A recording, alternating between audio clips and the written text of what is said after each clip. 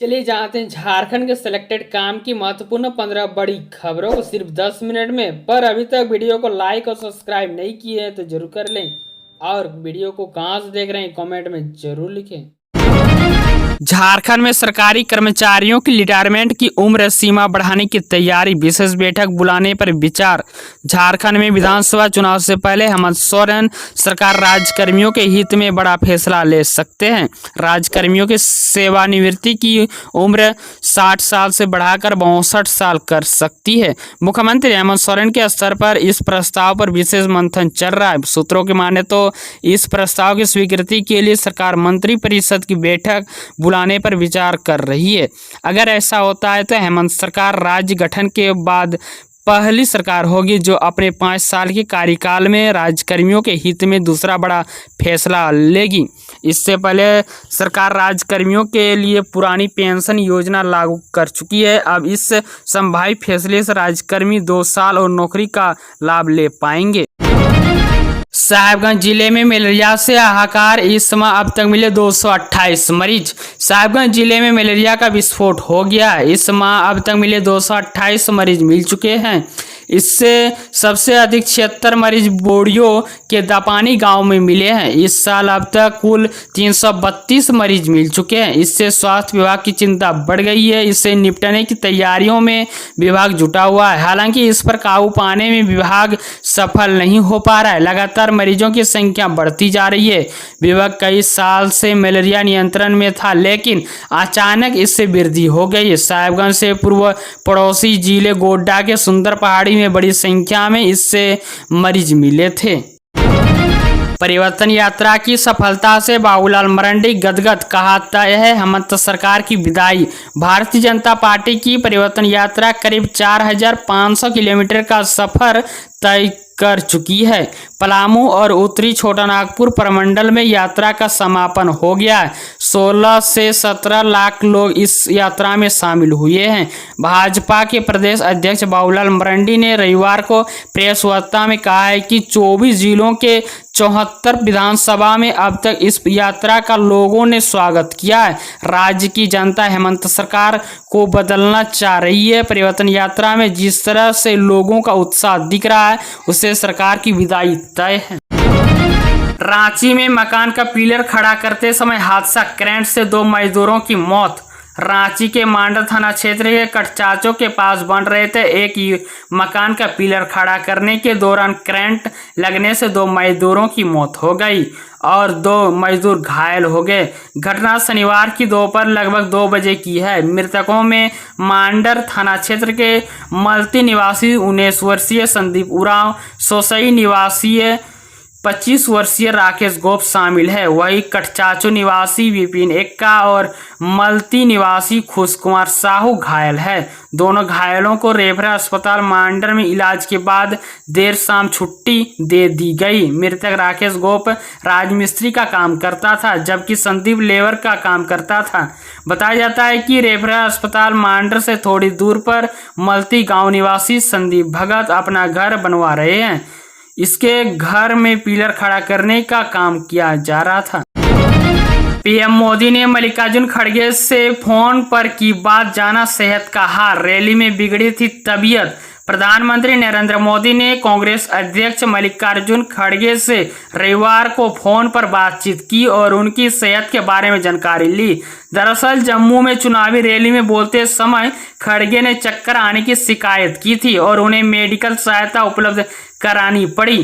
कांग्रेस महासचिव गुलाम अहमद मीर ने कहा खड़गे जसरोटा में सार्वजनिक रैली को संबोधित कर रहे थे, तभी उन्हें बेचैनी महसूस हुई और चक्कर आने लगा। उसके सहयोगी ने उन्हें कुर्सी पर बैठाने में मदद की। खड़गे विधानसभा चुनावों में अपनी पार्टी के उम्मीदवारों के लिए समर्थन जुटाने के लिए रैली को संबोधित करने में जसरोटा गए थे।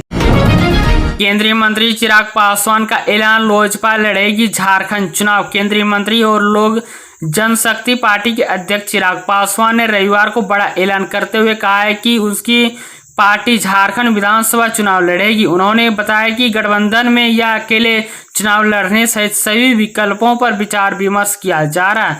यह बयान उस समय आया है कि जब हेमंत बिस्वा शर्मा का बड़ा बयान आया था। इसी के साथ पासवान ने अपने पिता को याद करते हुए भी इस चुनाव को जोड़ा। आपके घर में ही जब आप कल्पना का नाम लेकर हेमंत सोरेन पर हेमंता बिस्वा शर्मा का पलटवार। असम के मुख्यमंत्री हेमंता बिस्वा शर्मा ने झारखंड के मुख्यमंत्री हेमंत सोरेन को उस सवाल का जवाब अपने घर में खोजने की सलाह दी है जो कि सोरेन ने उससे पिछले सप्ताह पूछा था। दरअसल सोरेन ने शर्मा से असम में झारखंडी चाय जनजाति के लोगों को एसटी का दर्जा दिया जाने के बारे में सवाल पूछा था, जिससे जवाब में असम के सीएम ने कहा कि सोरेन को इसका जवाब अपने घर में रोज ही मिलता है। 1 अक्टूबर से बदलने जा रहा है सिम कार्ड का ये नियम। जियो, एयरटेल, वोडा, बीएसएनएल वाले दे ध्यान। सिम कार्ड का इस्तेमाल करते हैं तो हम इससे संबंधित कुछ जानकारी आपको देने जा रहे हैं। ट्राई की तरफ से कुछ समय समय पर नियमों में बदलाव भी किया जा रहा है। अब ट्राई की तरफ से एक अन्य नियम को भी बदल दिया गया है। इस नियम के आने के बाद यूजर्स के लिए यह जानना आसान हो गया है कि इसके एरिया में कौन कौन सा नेटवर्क उपलब्ध है। ऐसा हम इसलिए कर रहे हैं क्योंकि हम अब इससे जियो, एयरटेल, वोडाफोन और बीएसएनएल को इससे संबंधित नया नियम लागू करने के लिए कहा। तुपकाड़ी में 200 झारखंडी कलाकार साहित्यकार हुए सम्मानित। बोकारो जिले के तुपकाड़ी स्थित श्रमिक हाई स्कूल मैदान में रविवार को झारखंडी कलाकार साहित्यकार सम्मान समारोह का आयोजन हुआ। कार्यक्रम का आयोजन अम्बेडकर क्लब, पेथर क्लब व जय हिंद कला मंच ने संयुक्त रूप से किया गया था। उद्घाटन तीर्थनाथ आकाश व अन्य अतिथियों ने दीप जलाकर किया। खोट्टा के प्रखर विद्वान व धारा गगन सिद्धांत के प्रणेता दिवंत डॉक्टर ए.के. झा समेत अन्य दिवंगत कलाकारों व साहित्यकारों की तस्वीर पर माल्यार्पण उन्हें श्रद्धांजलि दी गई। राज्य के लगभग 200 कलाकारों व साहित्यकारों को शॉल, प्रशस्ति पत्र व पौधे देकर सम्मानित किया गया। तीर्थनाथ आकाश ने कहा कि झारखंड अलग राज्य के निर्माण में खोट्टा कलाकारों का भी अहम योगदान रहा है।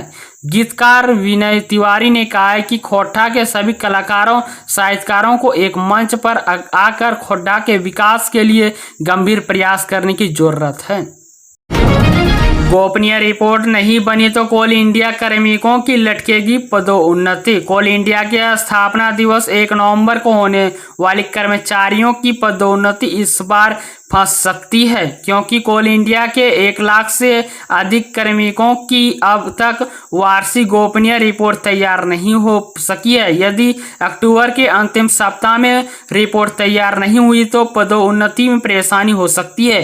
कोल इंडिया की ओर से बीसीसीएल, ईसीएल समेत कोल इंडिया की अन्य सहायक कंपनियों को कोल इंडिया मुख्यालय से भेजे गए पत्र को कहा गया है कि लगभग 2,18,000 कार्मिकों में से मात्र 1,11,000 कार्मिकों की रिपोर्ट मिली है। अभी 1 लाख कार्मिकों की रिपोर्ट नहीं पहुंची है। कोल इंडिया के महाप्रबंधक कार्मिक व औद्योगिक संबंध गौतम बनर्जी ने बताया कि सितंबर में मिली रिपोर्ट संतोषजनक नहीं है। कंपनी के दिशा निर्देश पर भी पालन नहीं किया गया। ऐसे में पदोन्नति की पूरी प्रक्रिया वार्षिक गोपनीय रिपोर्ट के आधार पर ही की जाती है। पढ़ाई के लिए बचपन में छोड़ा गांव। मुंबई में टैक्सी ड्राइवर का बेटा ऐसे बना अफसर। सीएम हेमंत सोरेन ने सौंपा नियुक्ति पत्र। नागेश्वर गांव में पढ़ाई की अच्छी व्यवस्था नहीं थी तो उन्हें गांव छोड़ दिया और ननिहार में रहकर पढ़ाई की। टाटा मोटर्स में नौकरी की, आईटीआई कॉलेज में पढ़ाया। रेलवे में नौकरी के बाद उन्होंने औद्योगिक प्रशिक्षण पदाधिकारी बनकर सफलता के झंडे गाड़ दिए। सीएम हेमंत सोरेन ने उन्हें नियुक्ति पत्र सौंपा। कामयाबी की ये कहानी मुंबई में टैक्सी ड्राइवर के बेटे सुनील कुमार यादव की है। बोकारो के इस लाल ने कमाल कर दिखाया है। भाजपा और आजसू के बीच गठबंधन फाइनल। एनसीपी विधायक कमलेश सिंह होंगे बीजेपी में शामिल।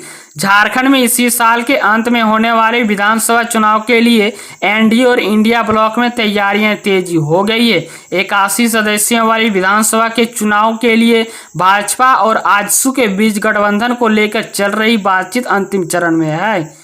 सूत्रों के मुताबिक रात अमित शाह के आवास पर सीटों के बारे में गहन चर्चा हुई। इससे आजसू के राष्ट्रीय अध्यक्ष सुदेश महतो और राज्य के वरिष्ठ भाजपा नेता मौजूद रहे।